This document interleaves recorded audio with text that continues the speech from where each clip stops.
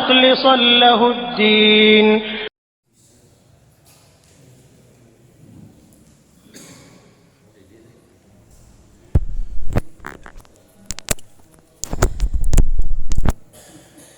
Bismillahirrahmanirrahim.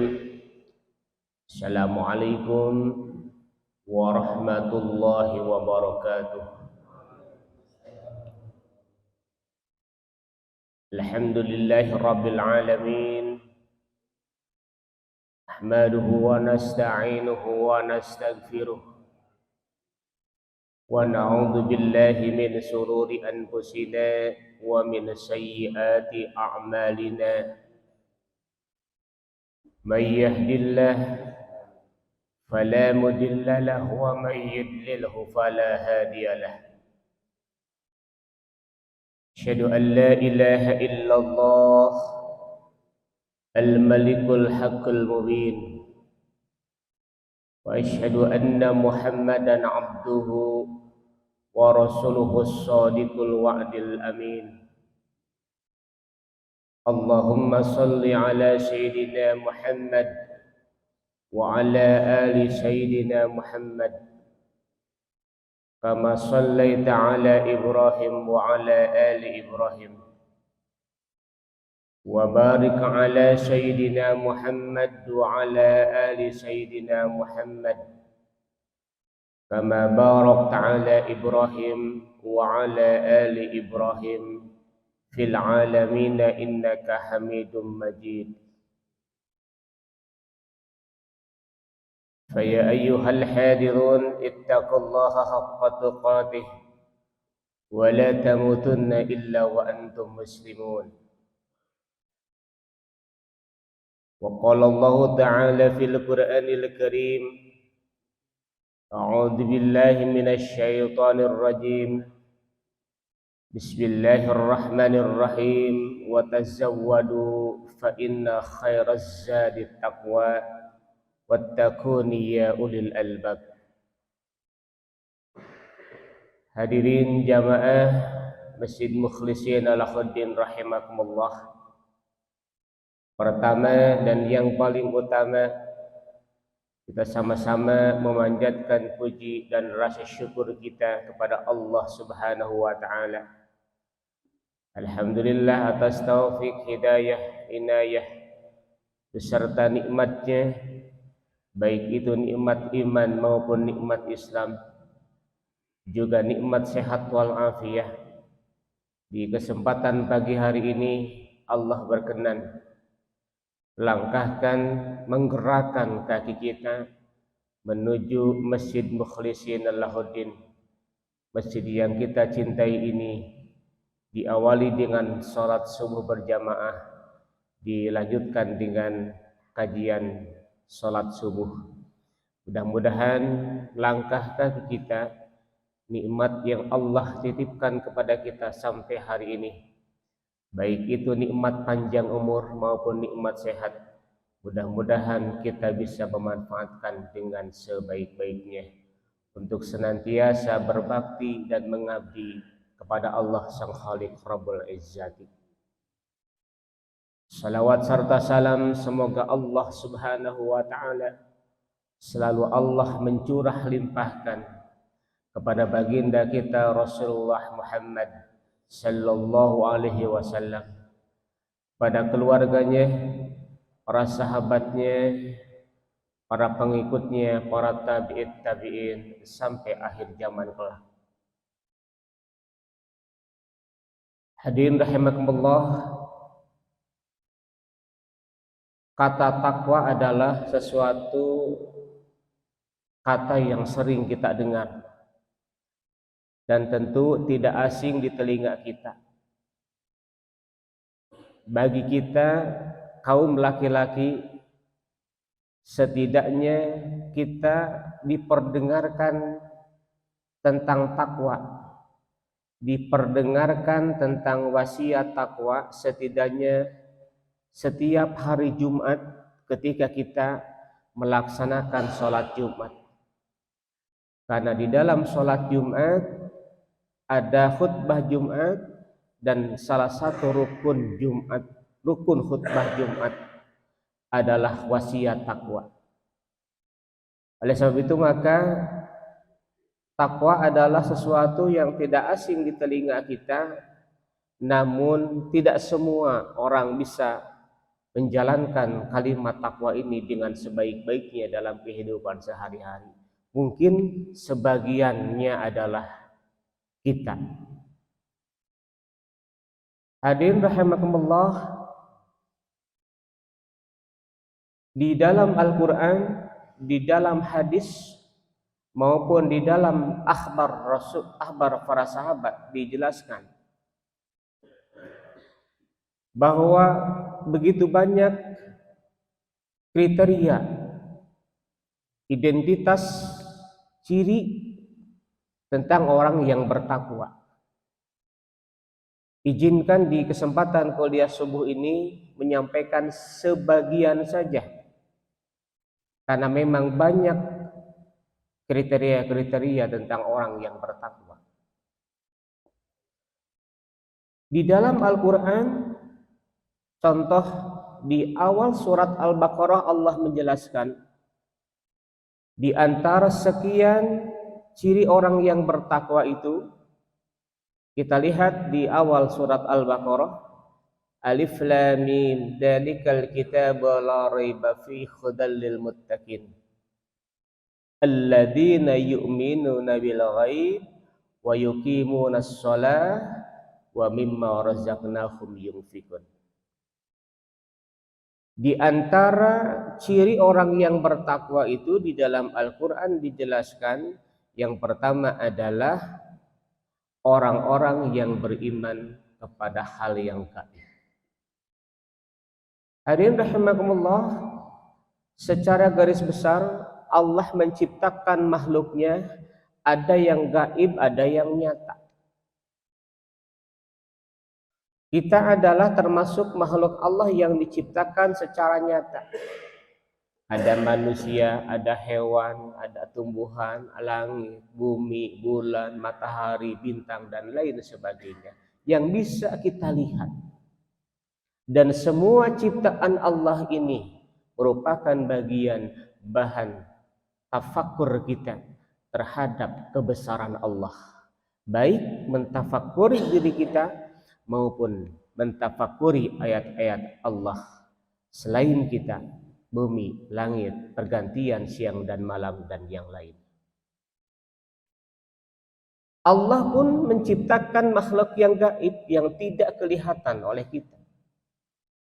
Allah ciptakan malaikat, Allah ciptakan jin, Allah ciptakan alam akhirat, Allah ciptakan alam barzah.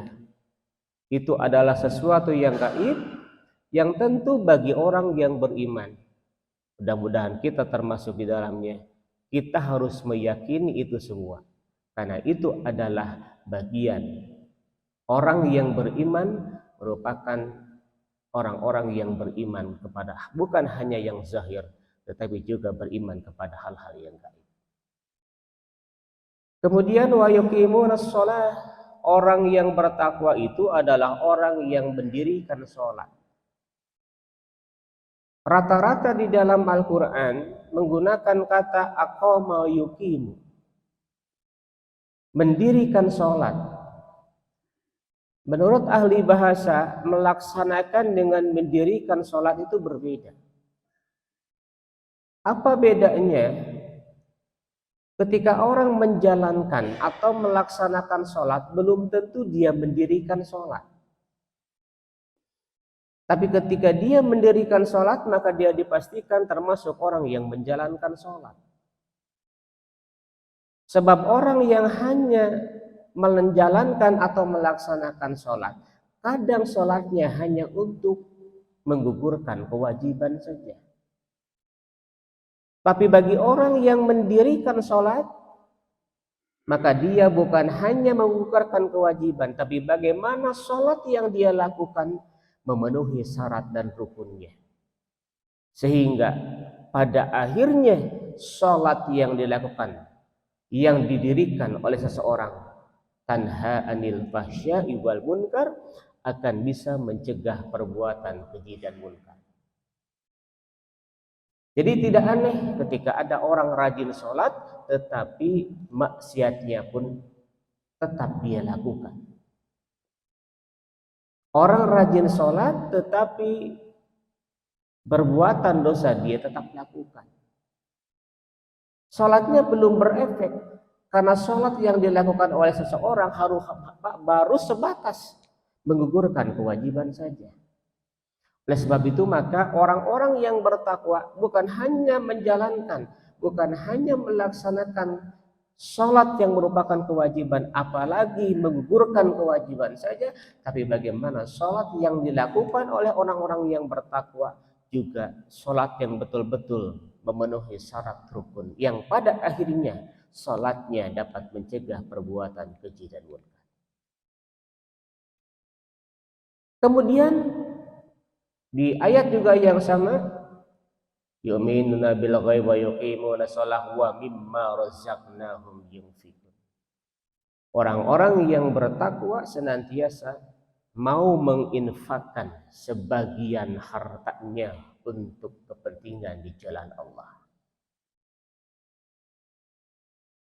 Apapun yang kita miliki, para ulama membedakan antara infak dengan sedekah. Kalau infak itu lebih berorientasi kepada yang bersifat materi, harta atau uang. Jadi kita menyumbang masjid untuk kegiatan kemakmuran masjid, kita memberikan uang, itu biasanya disebut dengan infak. Tapi sedekah itu lebih luas dibanding dengan infak. Ruang lingkupnya biasanya kalau sedekah itu lebih luas daripada infak.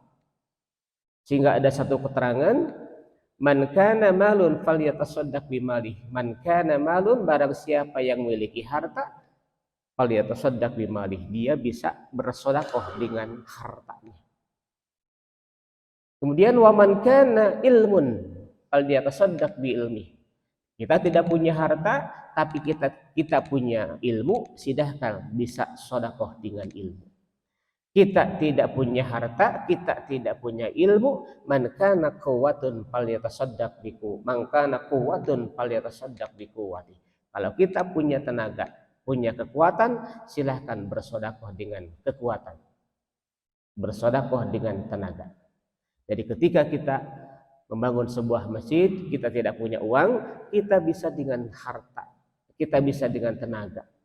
Kalau kita tidak bisa punya tenaga, maka kita bisa menyumbang sumbangsih terhadap contoh pembangunan masjid adalah dengan pikiran, dengan ilmu kita. Lalu dalam hadis lain ada keterangan tumitul adza anit thariq shadaqah.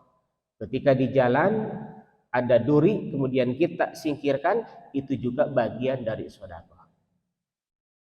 Kemudian tabassumuka ala wajhi akhika laka sedekah. Senyum terhadap saudaramu itu pun adalah bagian sedekah. Artinya sedekah ini lingkupnya lebih luas daripada infak. Dan itu adalah orang-orang yang menginfakkan hartanya di jalan Allah, termasuk ciri orang-orang yang bertakwa. Hadirin rahimakumullah. Lalu kita lihat di dalam hadis Rasulullah. Salah satunya adalah di dalam hadis Arba'in, hadis yang ke-18. Walaupun hadis ini secara redaksi, secara tekstual bersifat amar, tapi secara tersirat bisa kita ambil di hadis ini setidaknya ada ciri orang yang bertakwa. 3 ciri orang yang bertakwa. Bisa dilihat di dalam hadis Arba'in, kalau tidak salah di hadis yang ke-18. Di situ dijelaskan bahwa orang yang bertakwa itu diperintahkan oleh Allah, ittaqillaha haitsu ma kunta. Jadi orang yang bertakwa itu adalah bertakwa dimanapun dan kapanpun. Bukan hanya di masjid. Kalau kita di masjid zikir, maka di luar masjid kita juga harus zikir. Mungkin kalau di masjid zikir lisan, di luar masjid mungkin bisa zikir af'al. zikir perbuatan. Dimanapun kita harus bertakwa kepada Allah. Sebab mungkin sebagian orang itu takwanya hanya di masjid. Kalau keluar di masjid, kadang pakaian takwanya lepas. Bagi kita, mudah-mudahan termasuk orang yang bertakwa, dimanapun, kapanpun, jaga ketakwaan kita. Dan itu merupakan identitas bagi orang yang bertakwa. Di masjid ada takwa, di luar rumah ada takwa, di kantor ada takwa, di pasar ada takwa, di perjalanan ada takwa. Di setiap saat dan kapanpun kita dimanapun berada, takwa selalu melekat dalam diri kita. Bukan hanya melekat ketika kita berada di masjid. Itulah orang yang bertakwa. Kemudian wa'at bi'is sayyi'atal hasanah. Orang yang bertakwa itu senantiasa mengikuti amalan atau perbuatan yang jelek dengan perbuatan yang baik. Karena kita sadar sebagai manusia biasa tidak terlepas dari yang namanya salah dan dosa. Bagi orang yang bertakwa, ketika kita melakukan kesalahan, ketika kita melakukan dosa, maka ikuti dengan amalan-amalan yang baik. Tapi tentu tidak disengaja, tidak direncanakan. Apapun yang kita lakukan, apapun kita yang lakukan, terutama perbuatan-perbuatan yang tidak baik, kalau kita biarkan, apalagi menganggap dosa kecil adalah dosa yang biasa, maka lama-kelamaan akan menjadi dosa yang besar, menjadi banyak maksudnya. Sehingga ada keterangan la shaghair ma'al istimrar la kabair ma'al istighfar. Tidak akan pernah ada dosa kecil kalau dilakukan secara terus-menerus. Akan bayalah da ima dosa leutik. Kalau kita sudah menganggap dosa kecil terbiasa dan itu dibiarkan, tidak pernah kita taubati, tidak pernah diiringi dengan amalan-amalan yang baik, maka akan menjadi menggunung. Seperti setetes tinta hitam, kalau terus dikumpulkan akan menutupi hati kita. Nuktatun saudaun fil qalbi. Kalau kita melakukan kejahatan, melakukan amalan yang tidak baik, nuktatun saudaun fil qalbi akan menjadi satu titik hitam di dalam hati kita. Kalau dibiarkan, maka hati akan tertutup. Hati akan tertutup oleh yang namanya dosa-dosa itu. Kemudian yang ketiga, wa khaliqin nas bi khuluqin hasanin. Orang yang bertakwa itu adalah orang yang senantiasa bergaul, bermasyarakat, diiringi dengan akhlak yang baik. Kita merasakan dan menyadari ternyata hidup bermasyarakat itu tidak mudah. Hidup bertetangga itu tidak mudah. Perlu sikap yang baik, perlu ucapan yang bijak. Sebab kalau perbuatan dan ucapan kita, ketika apa yang kita ucapkan, ketika apa yang kita perbuat menyinggung perasaan hati orang lain di lingkungan kita, terutama di lingkungan terdekat kita adalah tetangga, yang pada ujungnya kadang dengan tetangga terakur, dengan tetangga tepatanya, ya, dengan tetangga saling bendu. Oleh sebab itu maka bagi orang yang bertakwa, jaga.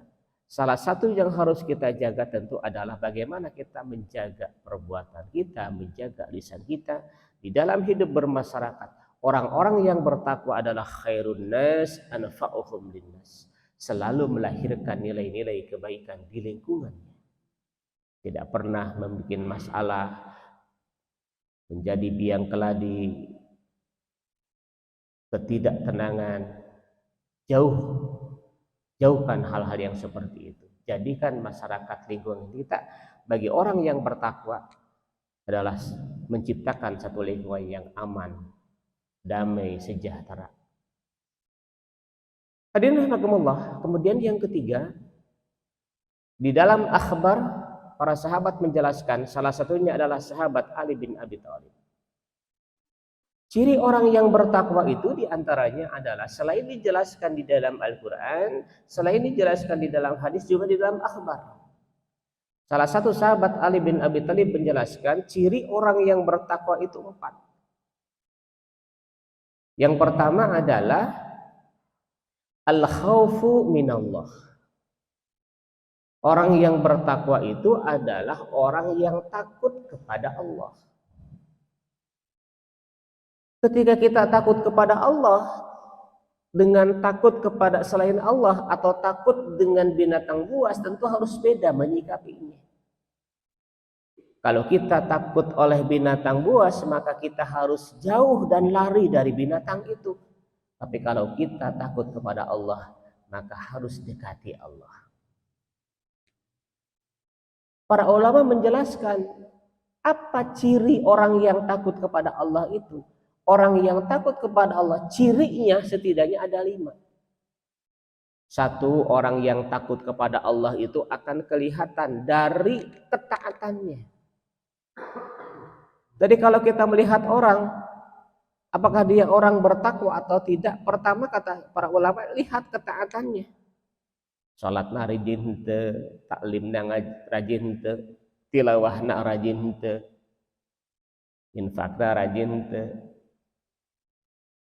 Jadi kalau ada orang yang mengatakan saya orang yang bertakwa, tapi dia tidak taat kepada Allah, maka dipertanyakan ketaatannya kepada Allah. Akan kelihatan dari ketaatannya. Yang kedua, itu akan kelihatan dari dia bisa tidaknya menjaga pandangannya. Apakah pandangannya dimanfaatkan untuk memandang hal-hal yang baik ataupun yang tidak?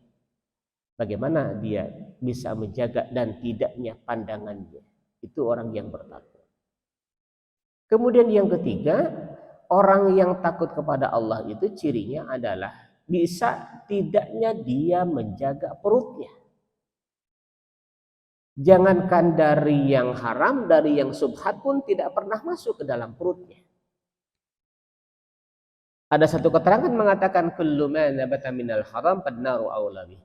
Kalau darah daging kita dibesarkan, ditumbuhkan dari barang yang haram, fannaru aula bih, maka neraka yang paling utama yang akan membakar dirinya. Maka ahli tasawuf itu jangankan yang haram, yang subhat itu tidak pernah dia sentuh. Kemudian yang keempat, ciri orang yang takut kepada Allah itu adalah orang yang senantiasa menjaga kaki dan tangannya. Tangannya selalu dimanfaatkan untuk menolong orang, tangannya selalu dimanfaatkan untuk melakukan kebaikan, kakinya selalu jaga, selalu dia manfaatkan untuk melangkah ke tempat ilmu, ke tempat ibadah, bukan dilangkahkan ke tempat maksiat, tempat perjudian, dan tempat-tempat yang lainnya yang dilarang oleh Allah. Kemudian yang kelima, orang yang takut kepada Allah itu adalah cirinya orang yang senantiasa menjaga lisannya. Lisan itu tidak bertulang, tapi bahayanya luar biasa. Tangan, lidah, kaki, semua juga sama. Kalau kita tidak bisa memanfaatkan dengan sebaik-baiknya, itu akan menjadi malapetaka buat kita. Terutama lisan ini sudah diingatkan oleh Rasulullah, man kana yu'minu billahi wal yawmil akhir falyaqul khairan. Barang siapa yang beriman kepada Allah, beriman kepada hari akhir, falyaqul khairan, maka berbicara yang baik. Tidak sedikit orang yang celaka karena tidak bisa menjaga lisannya. Kalau dia tidak bisa menjaga lisan, maka dia sebut lebih baik diam. Itulah diam yang disebut dengan emas.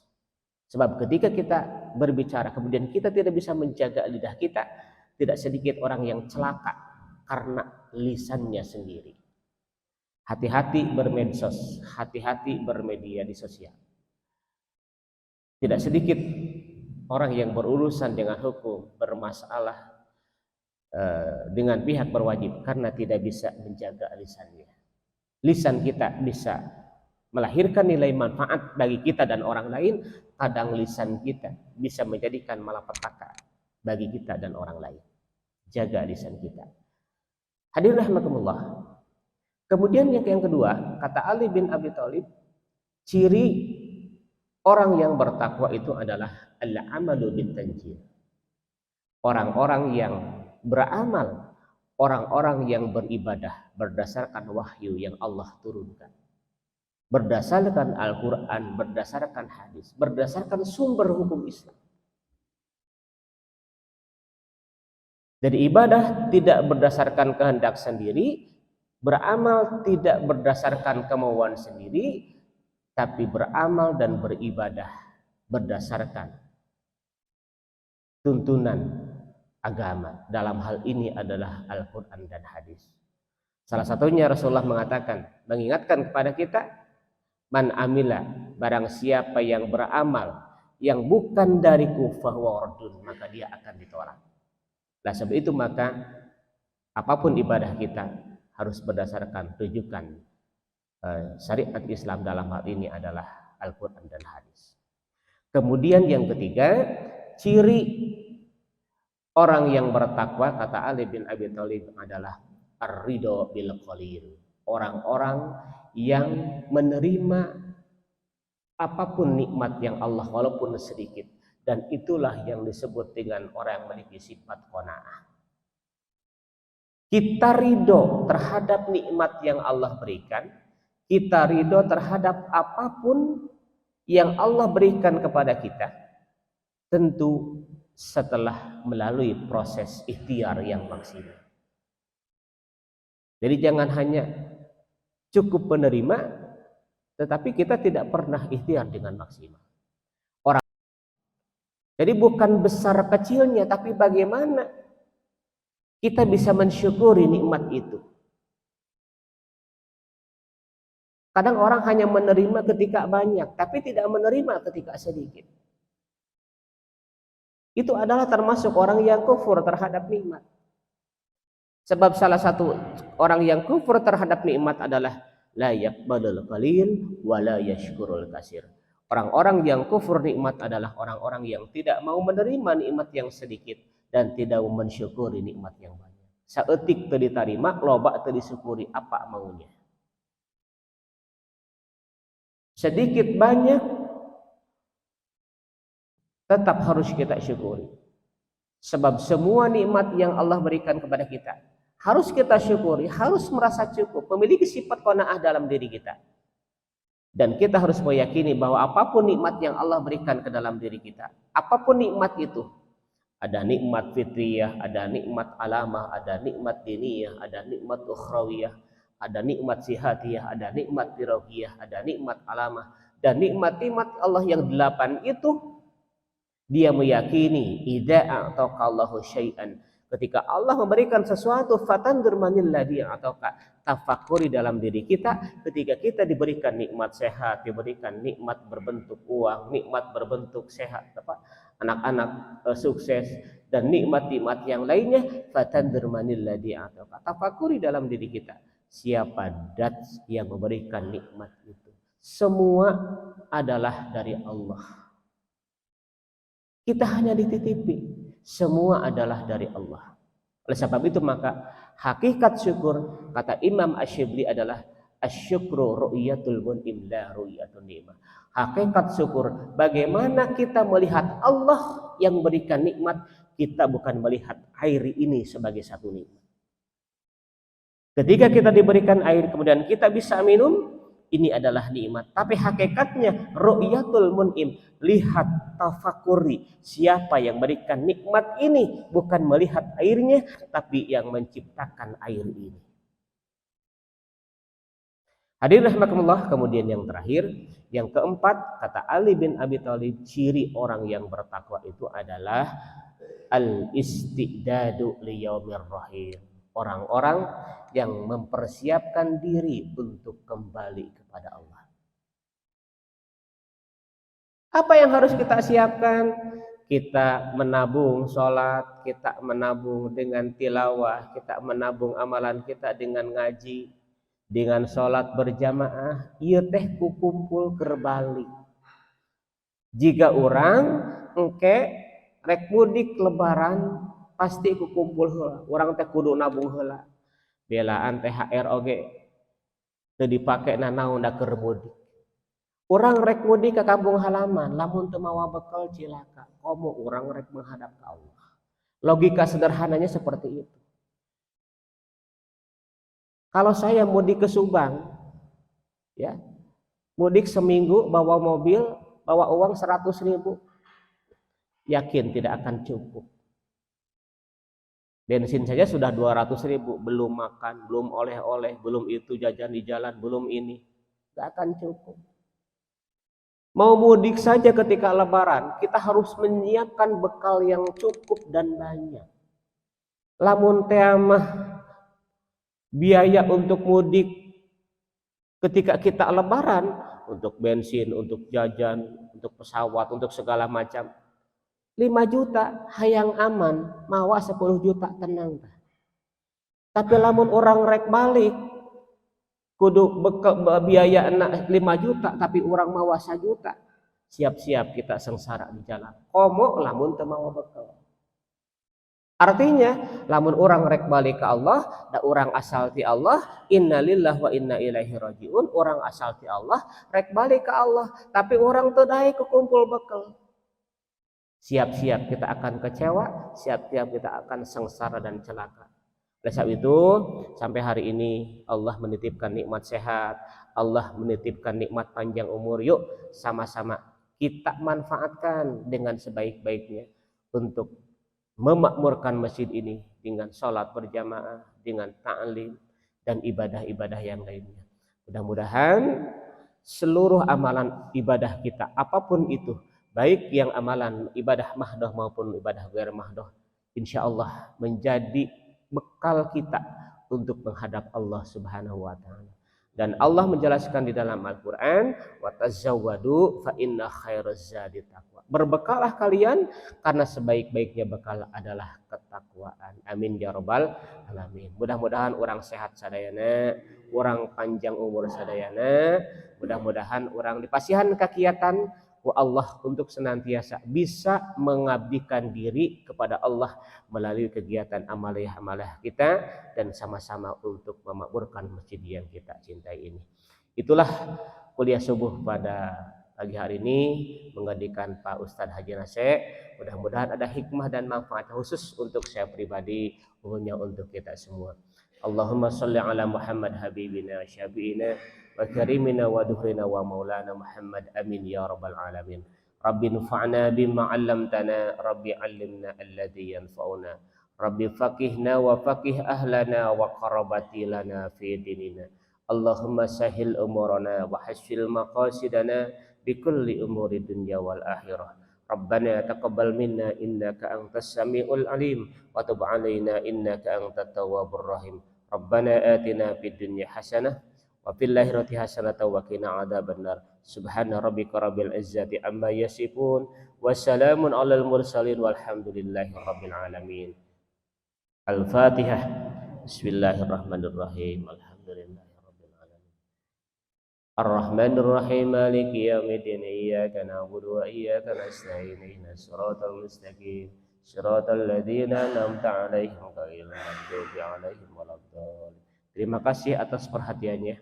Mohon maaf atas segala kekurangannya. Billahi taufiq wal hidayah. Assalamualaikum warahmatullahi wabarakatuh.